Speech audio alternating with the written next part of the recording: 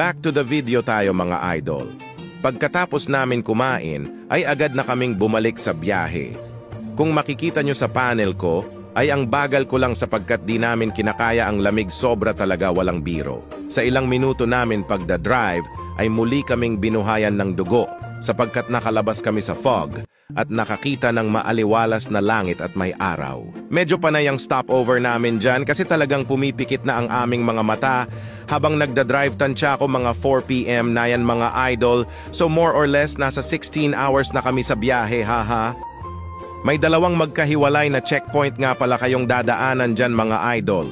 Yung una maglo-login kayo, lalagay nyo mga name nyo at plate number. Sa pangalawa naman mga idol ay titingnan lang naman mga ID ninyo, yun lang, tapos papasok na kayo ng Buscalan Village mga idol.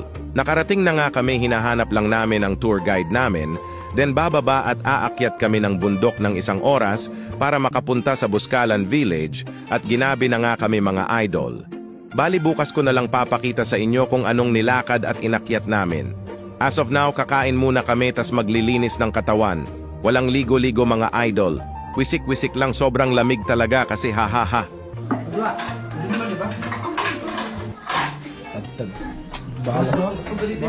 Balas basuka. Ini? Samutang ko mukha eh. Kopi ko.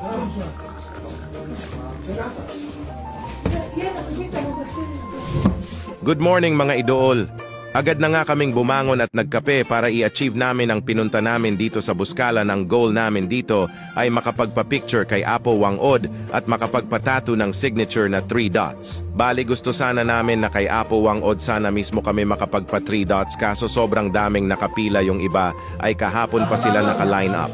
Kaya sa Apo na lang kami nakapagpatato. Pwede po magpa 3 dots basta Apo lang ang magtato sa'yo mga idol.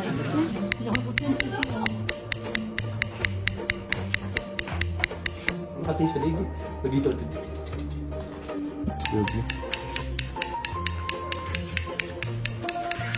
Tapos yung gamak mo malalapa, yung lagi kang may lapak sa gamat. Isa-isa na. Pinagpapalok. Pagkatapos nga kaming isa-isang nalagyan ng 3 dots ay agad na din kaming nagpa-picture kay Apo Wang-od.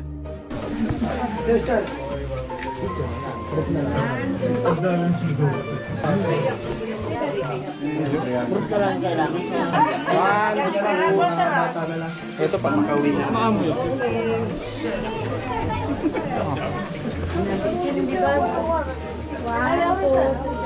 At natapos na nga kami sa goal namin dito sa Buscalan, itutur ko naman kayo sa tinuluyan namin at kung ano ang mga kasama pag sa kanila kayo nagpabook ng transient.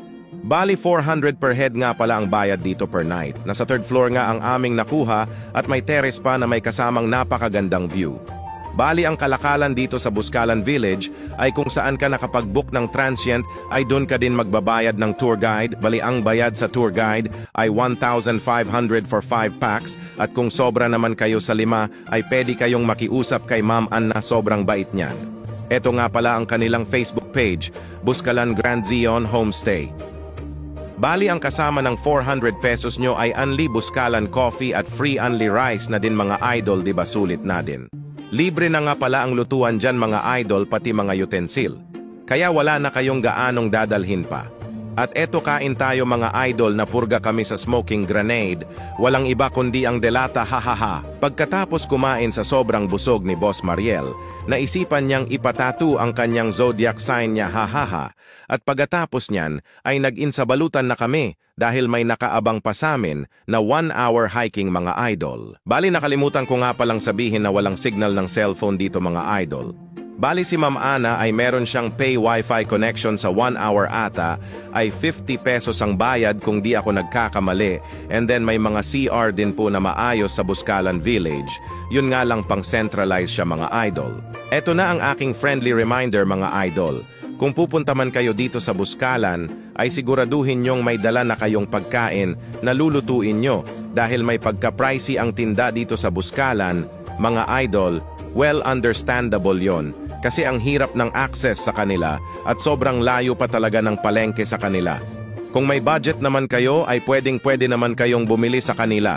Budget meal lang din kasi ang biyahe namin kaya may mga baon kaming mga delata.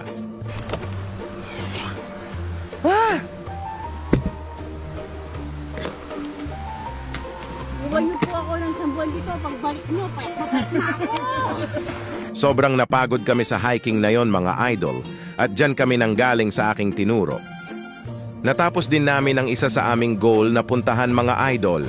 Isang malaking karangalan sa amin ang makita si Apo Wang-od at makapagpatato sa kanyang lupang sinilangan, isang malaking salute para kay Apo Wang-od at sana mabuhay pa po kayo ng matagal. Sana sa susunod na mga taon ay makabalik kami ulit sa Buskalan.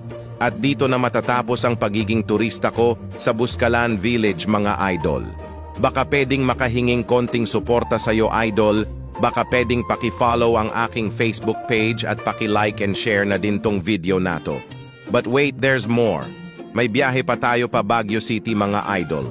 Part 4 naman yon, sana panoorin nyo pa rin. Hanggang sa muli, maraming salamat mga idol. I love you all. Babuush.